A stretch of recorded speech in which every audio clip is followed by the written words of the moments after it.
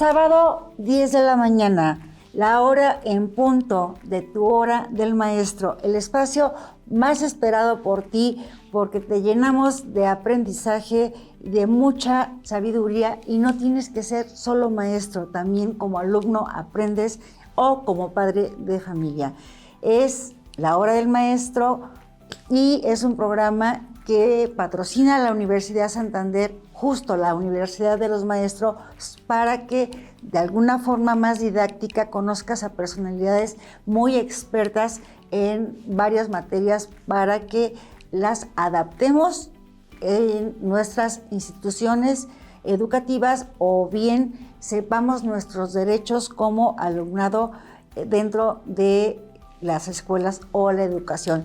Y pues mi amiga y compañera en esta aventura, una gran embajadora que pues está muy conectada con grandes especialistas. Rita, ¿cómo estás? Muy bien, gracias. Buenos días, bienvenidos todos. Un gusto nuevamente estar otro sábado en la hora del maestro. En la hora del maestro. El tema que vamos a ver hoy, ¿cuál es? Ay, un tema muy interesante, un tema muy actual, con precisamente el doctor Constantino Rogelio del Río Pérez, ¿sí? Que nos va a hablar sobre el impacto de la violencia y la inseguridad en el derecho de la educación. ¿Cómo ves, Adriana? Muy bien, pues bienvenido, Constantino. ¿Cómo Muchísimas está? gracias, Adriana. Muchas gracias, Rita. Bienvenido. Qué gusto Abogado tenerte de aquí. profesión y más bien le pediríamos que usted se presente con nuestro público porque es muy largo la preparación que tiene. Bueno, muchísimas gracias. Como bien dices, soy abogado, soy maestro en Derecho, tengo especialidad en temas de derechos humanos y soy presidente fundador del Comité Consultivo y Observatorio en Derechos Humanos. Bueno, de ahí, como tú dices, he hecho algunas actividades. Formo parte del claustro docente del Instituto de Justicia Alternativa del Estado de Jalisco. Soy conferencista aquí en el extranjero. Me ha tocado dar pláticas y ponencias en Perú, en Argentina, Guatemala, Estados Unidos. Y bueno, muy feliz y muy contento de que aquí en Jalisco estar con ustedes en esta hora del maestro. Qué interesante. Pues imagínate, Rita, yo me imagino que en cada país las condiciones de seguridad en las escuelas cambian totalmente. Entonces las conferencias que les da el abogado Constantino, pues debe de aportar una visión diferente, ¿no? Sí, como bien dices, muchas veces en cada región cambia mucho el tema de cómo se llega o cómo se da la violencia, cómo existe la inseguridad. Sin embargo, vemos que es un mismo patrón que siguen esta violencia. Simplemente a veces cambian los nombres de los grupos delictivos o cambia mucho el cómo lo tratan de tamizar las autoridades. Inclusive hace un par de semanas, un par de meses, escribí un artículo en Argentina sobre temas de niños y adolescentes en que se refiere a que se encuentran las niñas, niños y adolescentes en la cumbre de la legislación. En todos los países de América Latina se ha legislado sobre niños y adolescentes, se han creado procuradurías o entidades gubernamentales para la protección, pero el término del artículo es en el sótano de la justicia. Lamentablemente la brecha que existe entre la existencia de la norma y el cabal y debido cumplimiento que se debe de dar es muy grande. Ya. Sí, así es. Y es más, simplemente el tema del día de hoy, pues vamos a hacer la primera pregunta para entrar de lleno precisamente el tema.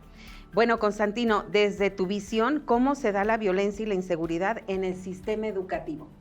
Bueno, aquí en México se da de muchas formas.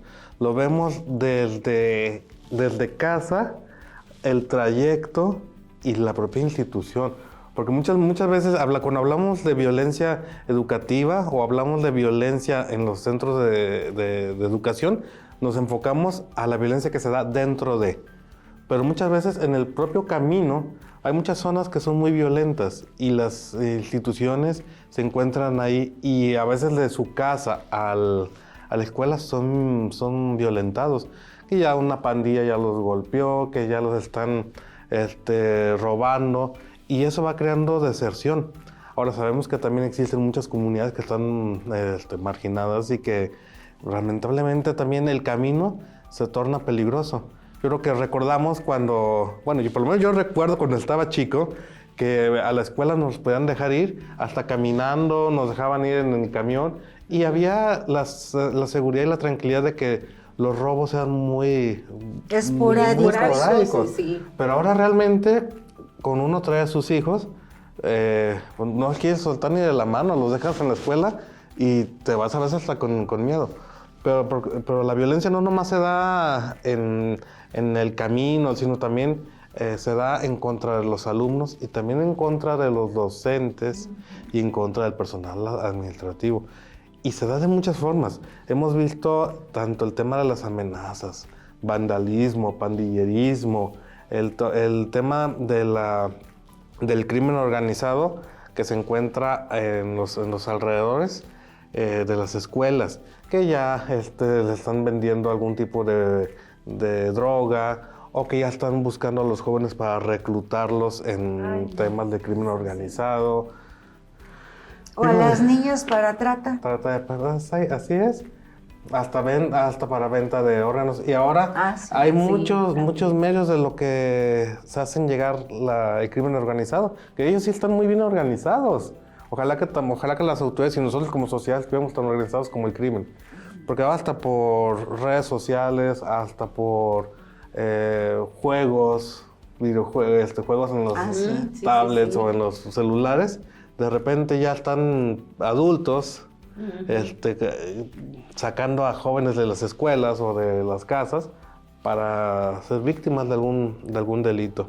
Sí, como también ahorita que dices las redes sociales, también por ejemplo todos esos engaños de adultos con jovencitas o con jovencitos haciéndose pasar de la misma edad, ¿verdad? Enamorándolos desde ahí, desde las redes sociales, y que caen fácilmente, o sea, dominan, saben exactamente qué preguntarles, qué decirles para engancharlos. Pero lo vimos también en la emisión anterior, Rita, que también hablamos sobre seguridad en todo esto, dentro de la escuela, en el trayecto y afuera de la escuela. El caso de la semana pasada, padre e hijo en una motocicleta agreden a un policía que les quiso hacer una inspección de rutina, no lo permitieron, lo golpean entre papá e hijo y lo agarran a patadas y bueno, al parecer se ve ahí que el policía aventó un disparo como en defensa propia y terminó acaecido el menor. Entonces ya está en juicio el policía.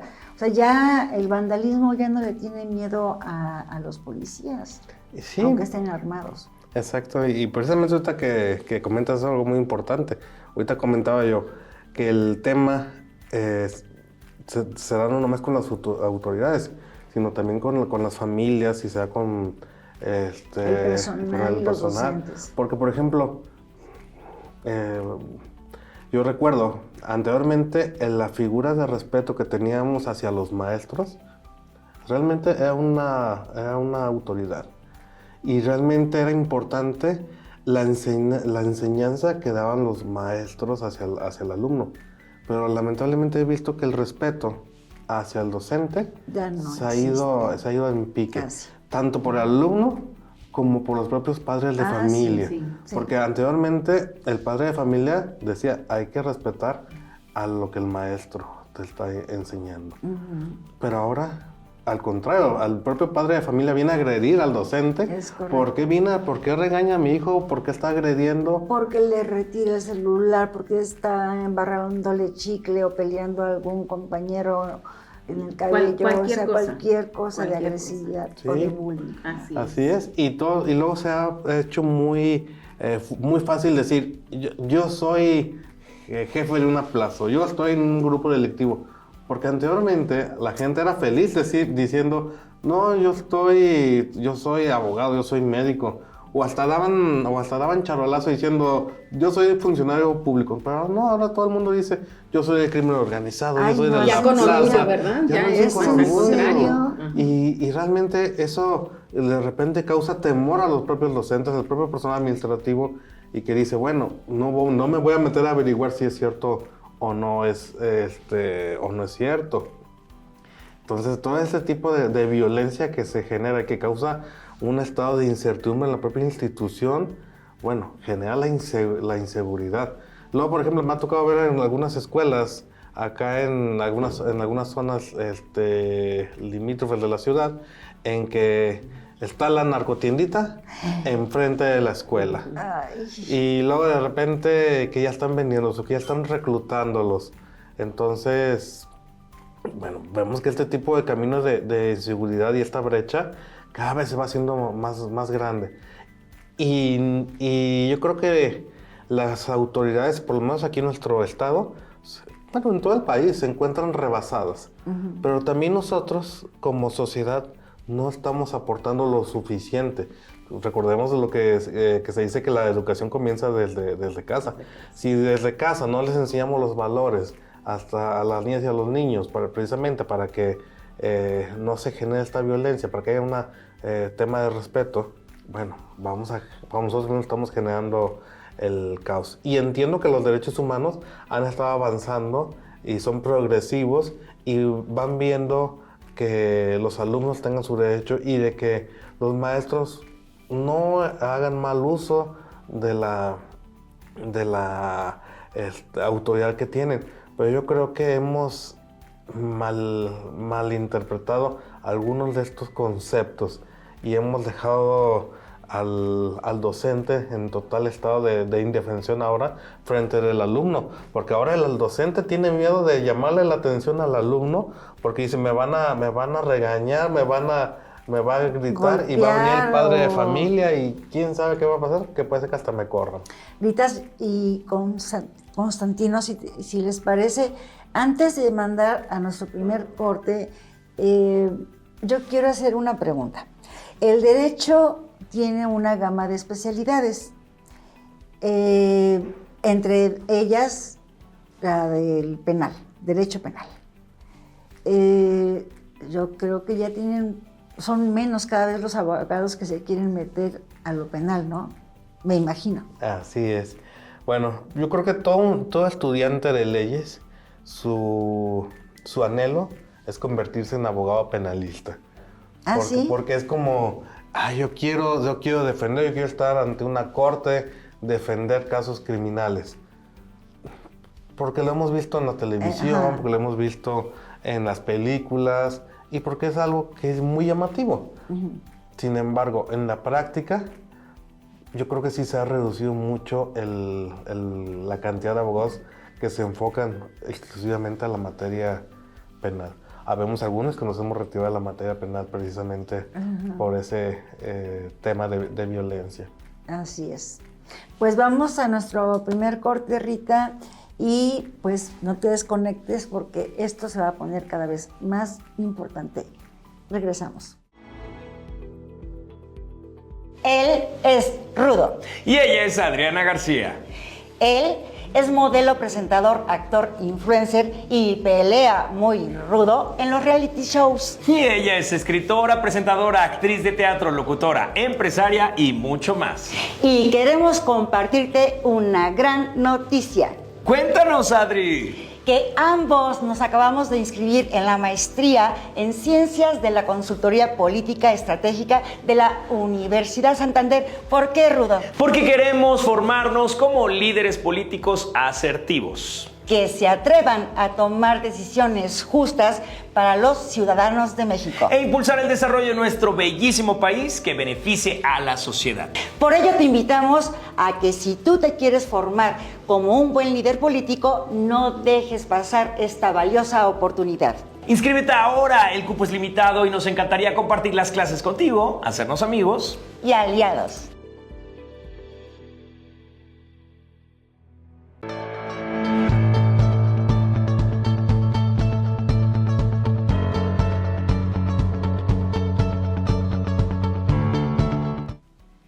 estamos de regreso. Qué bueno que están aquí y obviamente con el tema cada vez más interesante, ¿verdad?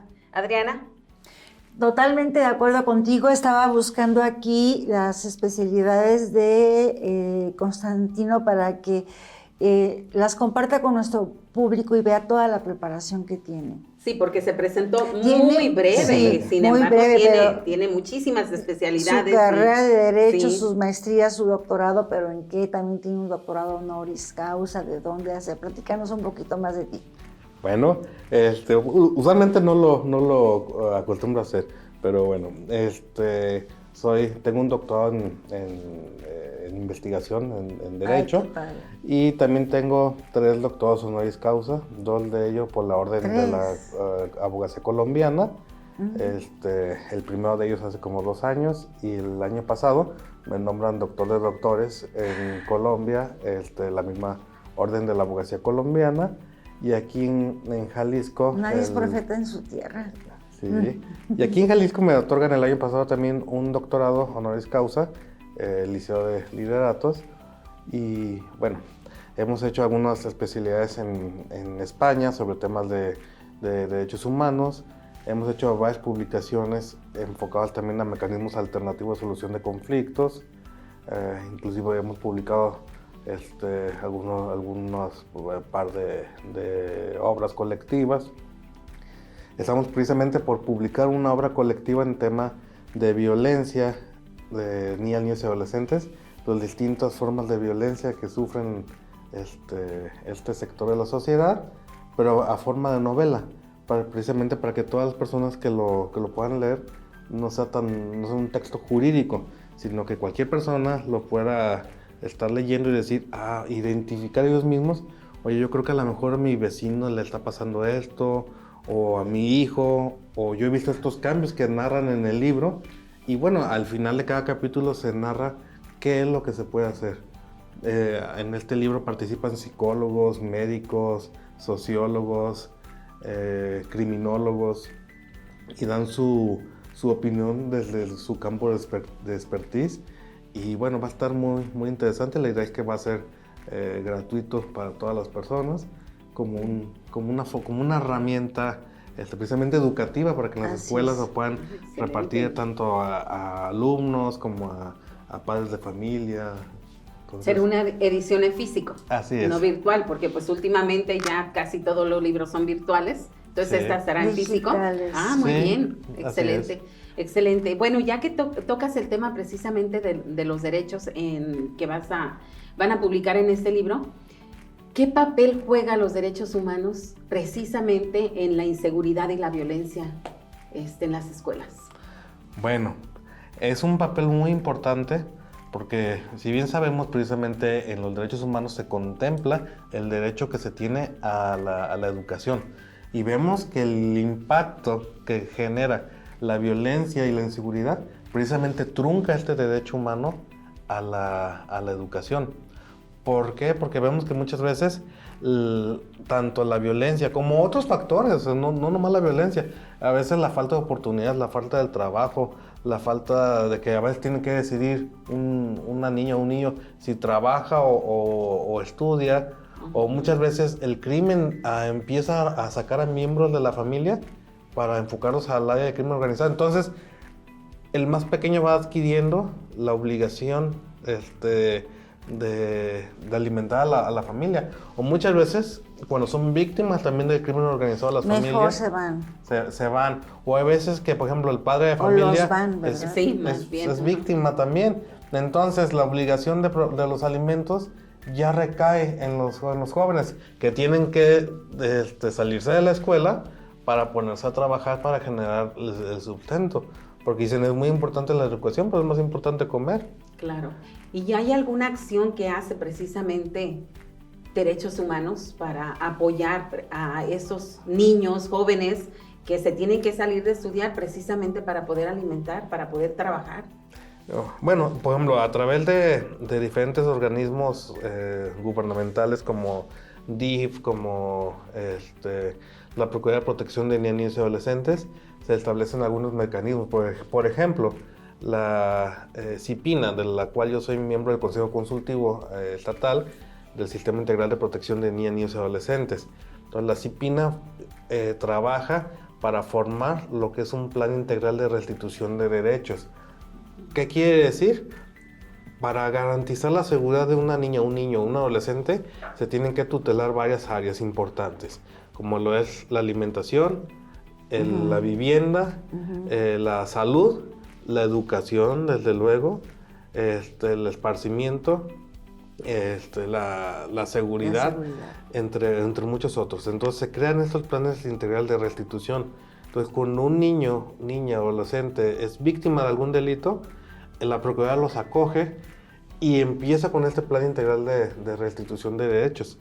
Y bueno, ya dependiendo en qué municipio fue y todo eso, y de acuerdo a los presupuestos que cada DIF tiene, bueno, pues se van llevando a cabo este plan de proyectos. Ahora, existen algunos proyectos de cada DIF en lo particular, como tema, por ejemplo, ahorita que están apoyando temas de mochilas, escuelas, útiles, y bueno, en esto están intentando apoyar las organizaciones.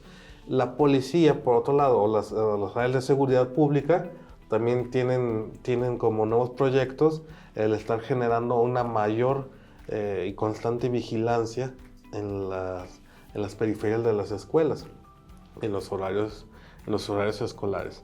Que esto, bueno, tratan de que se vayan ahuyentando estas lacras de las escuelas, pero lamentablemente también van encontrando siempre el cómo.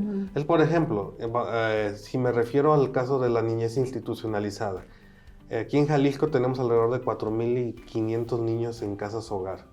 De estos niños de casa hogar, todos estos niños van a llegar a ser mayores de edad. Y como todavía no hay un plan concreto, están trabajando en ello, pero todavía no hay un plan concreto para el proyecto de vida después de. O sea, ¿qué va a hacer un joven cuando cumple 18 años y la casa hogar le diga, adiós, te vas? Entonces, esos son presa fácil para el crimen organizado, porque le dicen, bueno, ya no tienes casa, ya no tienes alimento, ya no tienes escuela, vente con nosotros, te vamos a dar todo esto, pero vas a ingresar al tema de crimen organizado, o a la trata de personas, o muchos otros delitos. Por ejemplo, vemos que también temas de educación, por ejemplo, toda la comunidad migrante que está aquí, y que de repente ya no está de paso, ya se queda aquí, tienen mucho problema para poder acceder a escuelas gratuitas, por la falta de documentos. Entonces, bueno, ahí el Instituto Nacional de Migración está haciendo algunos proyectos para poder dotarles de documentación, aunque sea provisional, a los jóvenes para que puedan entrar a estudiar o a continuar sus estudios. Entonces, bueno, estas son algunas acciones que hace el gobierno. Ahora, por ejemplo, nosotros como organizaciones de derechos humanos civiles, bueno, pues nos queda más que estar pugnando y vigilando que se estén haciendo este tipo de situaciones. Con nosotros acuden muchas personas que dicen, oiga, yo estoy siendo víctima de esta violación de derechos humanos, y es canalizarlo hacia el área gubernamental o jurídica o social o psicológica que mejor le convenga, pues para que puedan atenderle y ayudarle en este rubro. ¿No sería bueno, o no sé si lo haya ya, meter una iniciativa al Poder Legislativo en el cual, por ejemplo, ya es obligado en todas las escuelas contar por lo menos un psicólogo? Porque ya hay muchas enfermedades de la mente desde temprana edad. Sin embargo, se ha visto también que un solo psicólogo para cientos de niños no es suficiente, que deben de haber varios, pero pues no hay recursos. Pero bueno, que no llegaremos ya al momento en el que debe de haber un abogado, aunque sea que realice sus prácticas en las escuelas, no en las instituciones gubernamentales o en otras áreas, sino en las escuelas, porque se está acrecentando esta situación de inseguridad. Yo creo que sí, y me voy más allá. Yo creo que debemos de contar en las escuelas siempre con un psicólogo, un abogado y un trabajador social. Porque también vemos que existe mucho tema de las familias. Y muchas veces existe violencia que se genera aparentemente en la escuela, pero traen un lastre, lo traen desde casa, porque muchas veces son niñas o niños que son víctimas de maltrato infantil o inclusive víctimas de abuso sexual. Entonces vienen y encuentran en la escuela el lugar para reflejar el coraje y la ira que tienen contra otros compañeros, que llegan inclusive al tema de golpes. Inclusive hemos visto algunos casos de hasta abuso sexual entre propios compañeros.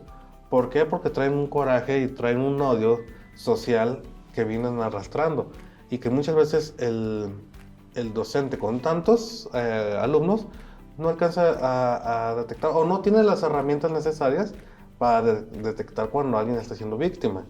Entonces, por eso es importante la existencia tanto del psicólogo como del trabajador social, para que se pueda determinar cuando se están llevando temas de violencia de casa hacia la escuela. Uh-huh. Y perdón que ya te hable de tú, pero es que te ves muy joven, la verdad, y muy, muy, muy bien preparado.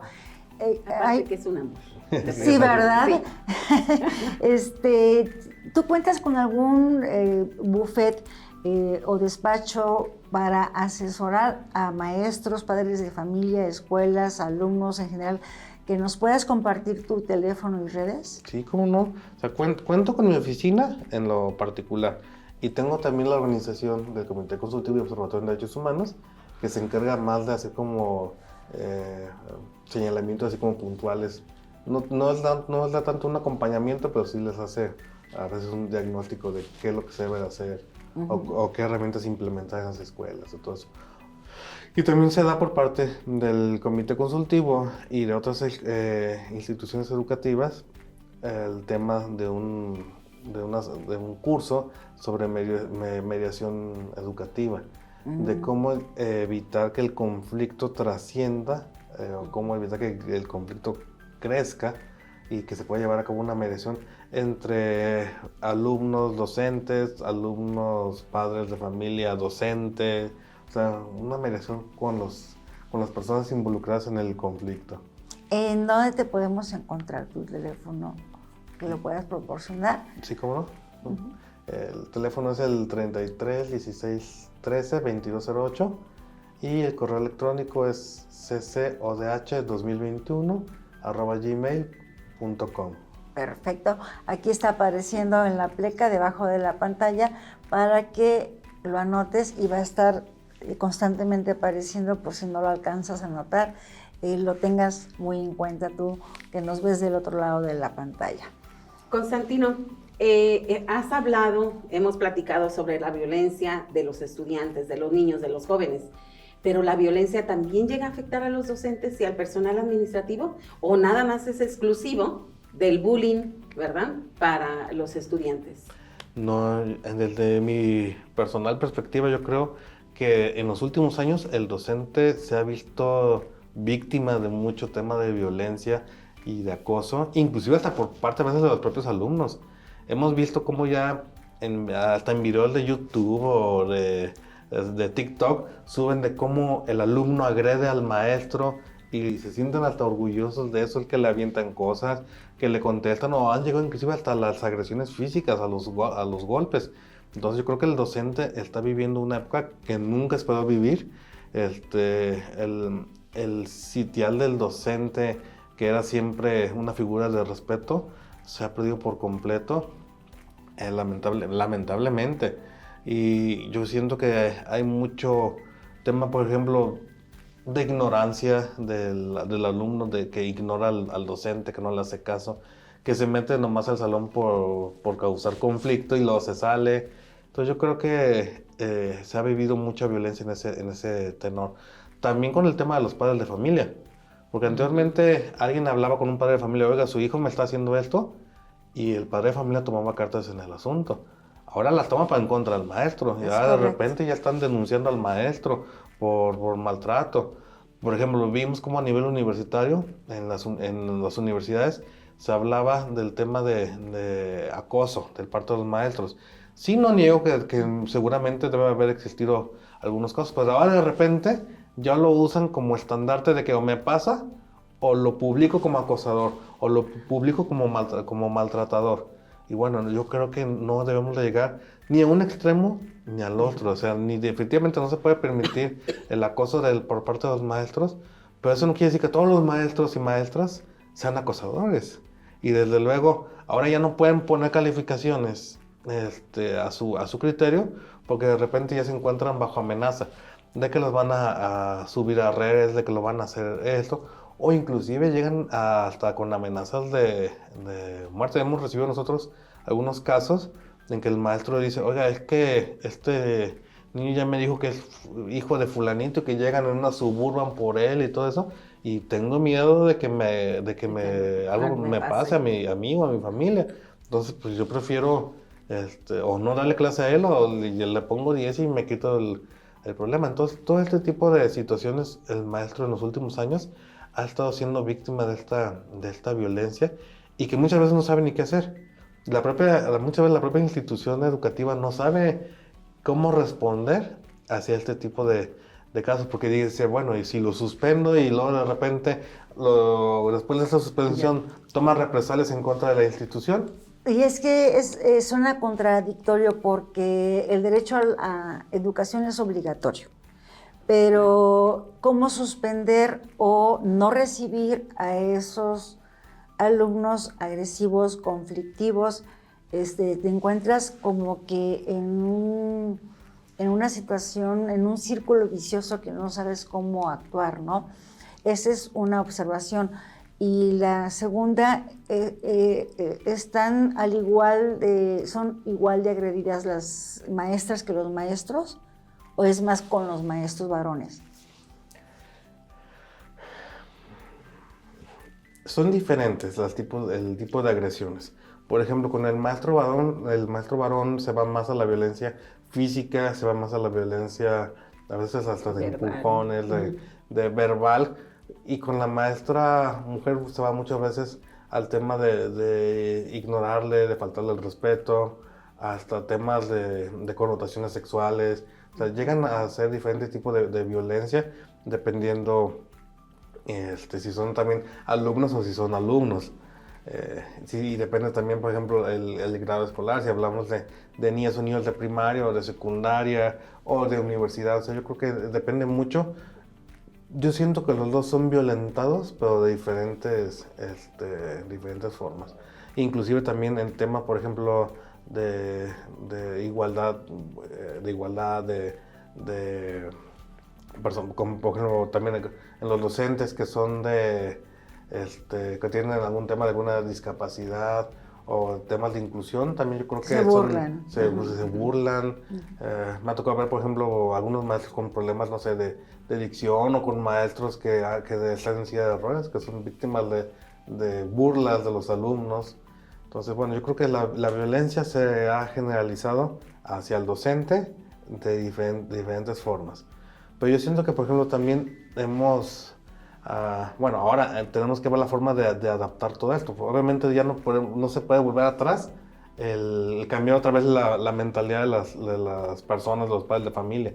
Pero tenemos que ver cómo establecer herramientas para que esta violencia se vaya reduciendo. Yo creo que es importante desescalar el conflicto, porque muchas veces la ignorancia o el simplemente no hacer caso a lo que está pasando hace que el mismo conflicto vaya creciendo, porque ya de repente un amigo le dice al otro, haz esto, a cabo no hace nada, amenázalo, a cabo nadie te va a decir nada, y esto va pasándose la voz de uno a otro, y este conflicto va escalando. Entonces yo creo que sí se requieren tomar medidas por parte de las instituciones educativas, si bien no que limiten el tema de la educación, pero sí que regulen el tema del comportamiento. Inclusive, por ejemplo, nosotros en el tema de la mediación educativa es lo que buscamos, desescalar el conflicto y crear herramientas técnicas y psicológicas para que las personas que tomen este curso sepan cómo llevar a cabo una mediación entre docentes, padres de familia, alumnos, personal administrativo, para evitar que el conflicto llegue a escalar. Porque muchas veces y sobre todo detectar de dónde están haciendo el conflicto. Porque muchas veces nos enfocamos a que a que el joven empujó al maestro o que el joven le faltó el respeto al maestro. Pero no sabemos qué está desencadenando esa actitud violenta de la niña o el niño o el adolescente. No sabemos si está viviendo un tema de divorcio violento, si está siendo víctima de violencia, si sus padres están siendo violentados. No sabemos cuál es la problemática atrás de esta ira y de estas explosiones que tienen estos jóvenes. Entonces yo creo que si estamos buscando combatir la violencia y el tema de la inseguridad, tenemos que atacarlo desde raíz y nosotros, tanto como gobierno como sociedad, comprometernos y buscar desde los orígenes dónde se está generando esta violencia. No nomás convertirnos en entes punitivos del acto en específico, no nomás decir, me faltó el respeto y ya te vas expulsado X días, sino a través de un trabajador social, un psicólogo o hasta el propio abogado decir, ok, está mal la actitud, vamos a tomar sanciones al respecto, pero hay que investigar por qué es lo que está desencadenando estas actitudes violentas. Muy bien, comentas precisamente sobre la mediación educativa, la mediación escolar. Yo soy mediadora certificada escolar y dentro precisamente eso que estás hablando sobre la violencia y dices tú, buscamos a veces la solución y una solución punitiva, ¿sí? O sea, el castigo inmediatamente, lo más rápido el castigo para cualquier violencia. Pero precisamente la mediación educativa, la mediación escolar se va a eso, a resolución de conflictos, pero de manera pacífica, ¿verdad? Buscar precisamente esas respuestas. Esa es una de las herramientas, es una de las técnicas o estrategia que tú le recomiendas a las escuelas que se certifiquen en este programa, precisamente para que puedan combatir un poquito más la violencia. ¿Qué otra estrategia o qué más puede hacer la escuela, los maestros, ¿sí?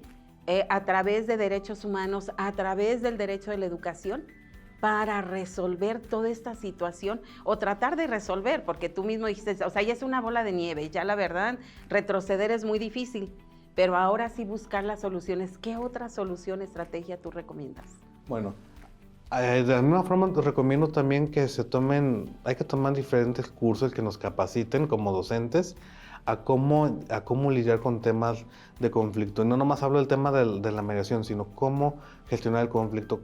Entender qué es el derecho humano, entender qué es el derecho a la educación, porque todos hablamos de lo que son los derechos humanos. Decimos, todos tenemos derechos humanos, pero pocos comprendemos o comprenden lo que es en esencia el derecho humano. Hemos visto que todos los abogados dicen, el interés superior del menor. ¿Pero qué es? Y muchos dicen, no, hay que darle preponderancia al menor porque es su interés superior. Ok, pero dime cuál es la esencia del interés superior del menor. ¿Qué es lo que quiere decir el legislador cuando empezó en el artículo 4 constitucional a decir el interés superior que tendrá el menor? Porque muchos dicen, no, es que como tiene interés superior, hay que dejar de lado todo lo demás. No, espérate, es que hablemos de lo que es los derechos que tienen, y si no podemos hablar de obligaciones, pero sí podríamos hablar de la corresponsabilidad que deben de tener también las niñas y los niños. Porque no nomás es decir, es que yo tengo derecho y derecho. Ok, no tienes obligación como tal porque tú no eres un ciudadano, pero sí tienes ciertos compromisos familiares. Entonces yo creo que toda esta educación que muchas veces como padres hemos dejado pasar por alto, porque ahora se nos hace muy fácil decirles, toma un celular y ya no me des lata en el camino, toma una tablet y no me hables. Mientras que voy manejando, no me hables. O mientras que estoy haciendo mi trabajo, no me hables. Y ya la educación que están recibiendo muchas veces las niñas y los niños viene de una tablet o de un celular que ni siquiera tuvimos el tiempo para ponerle límites parentales, porque no sabemos ponerles límites parentales. Entonces tienen acceso a ver cualquier tontería que se encuentre en el internet. Y si vienen las cosas que a veces se encuentran en el internet Sí, claro. Sí, entonces esa es la educación. O sea, nosotros ya como padres de familia no estamos educando a nuestras niñas y nuestros niños, estamos dejando la educación a los maestros, a quienes, por cierto, no apoyamos con el peso del respeto, y estamos dejando también la educación en manos de la tecnología. Uh-huh. Cuando puede ser la tecnología una herramienta muy importante para crecimiento, una herramienta de conocimiento muy valiosa. Por ejemplo, ahorita está muy de moda la inteligencia artificial. Y dicen, oye, que los niños y los adolescentes en temas de inteligencia artificial lo usan para hacer trampa. Sí, hemos visto otros países, por ejemplo, como en Argentina. Me tocó ver cómo la inteligencia artificial es una herramienta de trabajo maravillosa, en donde optimizan su trabajo, o sea, no se ahorran trabajo, optimizan. En lugar de sacar a lo mejor 10 casos, sacan 15. Pero, y aquí en México es de que sacaban 10, ahora van a sacar estos mismos 10, pero a la mitad del tiempo y me queda tiempo libre. No, yo creo que es una herramienta que tenemos que tomar en consideración como algo, como un beneficio tecnológico, y como tal darle ese uso, enseñarle a las niñas y a los niños de que la utilicen, de que puedan encontrar material didáctico o material de aprendizaje para desarrollar su conocimiento, etc.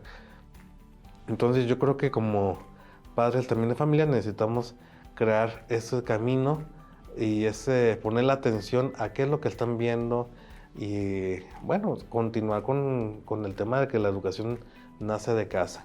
Y volviendo al tema de los maestros, obviamente también formarse y adquirir herramientas que muchas veces son gratuitas. Por ejemplo, en la propia página de la Comisión Estatal de Derechos Humanos aquí en el estado de Jalisco, ofrecen 50 y tantos cursos de derechos humanos, que muchos de los cuales podrían adaptarse para la enseñanza sobre el derecho a la educación, y son cursos que son gratuitos y hasta te dan certificado y te dan constancia y todo eso. Entonces yo creo que hay muchas herramientas de las que los docentes también deben de allegarse, porque estamos en una época en que tenemos que estar en constante evolución, Uh-huh. Y bueno, yo veo ahí que tienes un libro, y como se nos está agotando la hora, que nos puedas presentar cómo se llama, de qué se trata, qué encontramos en este libro. Bueno, mira, se llama Manual de Derecho Colaborativo. Te platico, es el primer manual en habla hispana que nace aquí, y nace aquí en México. México es el primer país de América Latina que reconoce al derecho colaborativo como una herramienta para la solución de conflictos. Ahora en la nueva Ley General de Resolución de Conflictos se establece el derecho colaborativo como uno de estos mecanismos. Y están ahorita en los trámites de cómo llevar a cabo la certificación, la validación y todo esto. Ya salieron las reglas de operación. Y este es el primer manual en que habla de forma práctica, no teórica, de cómo es el derecho colaborativo, de cómo se debe hacer, cómo se debe funcionar, qué es lo que debe hacer el abogado colaborativo, porque va enfocado a los abogados y personas colaborativas, y asimismo a los equipos colaborativos. Fue un esfuerzo que se hizo entre México y Argentina. Tenemos autores argentinos muy, muy destacados, como Juan Pablo Neve, Graciela Insaurralde, Mari Simoné. Aquí en México el doctor Ernesto Samuel Racano, Ana Elisa Tapia, su servidor, fuimos los ponentes aquí en México. Porque hemos visto que el tema del derecho colaborativo en otros países, como en Argentina, en España, en Chile, en Ecuador, ha sido una herramienta muy útil para la solución de conflictos que muchas veces no puede la mediación, o que no puede el arbitraje o la conciliación, porque no hay la participación de los abogados. Y los mismos abogados a veces le buscan o le huyen a la mediación porque sienten que los dejan fuera. En cambio, con el derecho colaborativo es una figura en que los abogados participan activamente junto con las partes en cómo buscar un acuerdo colaborativo para la solución de estos conflictos. ¿Y en dónde lo podemos encontrar, conseguir? Mire, en los teléfonos donde Que dejamos que hace dejamos rato. ahí están, sino también en la primera escuela en la primera escuela de mediación del estado de Jalisco, donde es el director el doctor Ernesto Samuel Racano, también tienen ejemplares, y si no directamente en la página de Tirant Leblanche. Tirant Leblanche. Sí, Perfecto. editorial. Y sí, como bien lo mencionó, ellos, tanto el doctor Samuel, que tengo el gusto también de conocer, como a Constantino, pues la verdad son quienes han promovido en México el derecho colaborativo. Entonces está esto así recién empacadito, tiene unos meses apenas que empezaron a promoverlo. Y la verdad, como bien dijiste, Adriana, hace rato, nadie es profeta en su tierra. Creo que han tenido mayor impacto en otros países, ¿sí? Han viajado mucho. De hecho, no lo había invitado precisamente por lo mismo, porque andaba por otros países, ¿sí? Y ya finalmente lo localizamos aquí en Guadalajara, su tierra, porque están promocionando tanto los derechos humanos como el derecho colaborativo. Entonces, vale la pena realmente conseguir el manual y darle una leída. Yo ya lo leí. Un Sí. placer realmente, Sí. Constantino, que te hayas dado la oportunidad, siendo tan ocupado, para a nuestro público, asesorarlos con tu expertise y que sepamos cómo conducirnos para asesorarnos en disminuir o no ser generadores de violencia dentro de las escuelas, ¿no? Porque sé que también no solo sucede en niveles de primaria o básico, vaya, sé que también sucede en grados superiores, y no hablo tanto de delincuencia o de golpes.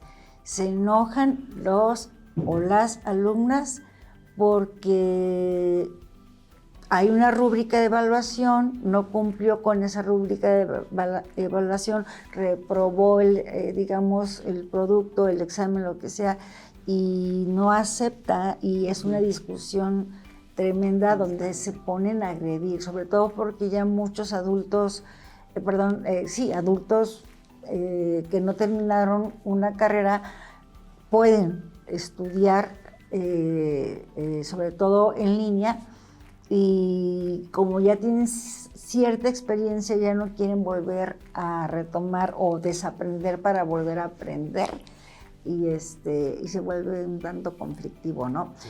Pero, ¿conclusiones, Rita? Bueno, pues es más, agradecerle mucho al doctor Constantino que esté aquí con nosotros, y fundamental, ¿sí? Algo que mencionó él, conocer qué es en realidad los derechos humanos, cuáles son los derechos humanos, cómo podemos acceder a ellos, que todos lo tenemos, dónde nos podemos dirigir precisamente para denunciar o para, obviamente, combatir esta violencia que estamos sufriendo, no nada más en las escuelas, sino en todos lados. Pues agradecerte, Constantino, por estar aquí con nosotros, por darte el tiempo y por traernos precisamente toda esta información que sabemos que va a ser muy útil para todos los que nos están escuchando en la hora del maestro. Muchísimas gracias, Rita. Muchísimas al gracias. Contrario, un honor. Un honor. El honor es mío. Muchísimas gracias a todo su público. Gracias, Rita. Gracias. De verdad, excelente trabajo el tuyo de estar presentándonos en la hora del maestro a grandes figuras de la educación.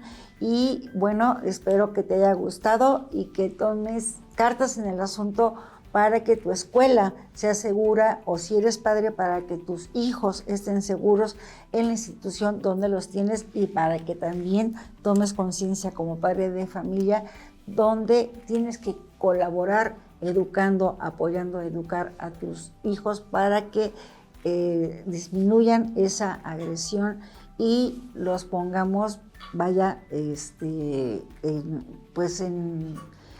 en las manos de los especialistas, sí, para que corrijan esas situaciones conductuales. Y pues nos vemos, un abrazo, Rita, la próxima semana en una hora más del maestro. Hasta pronto.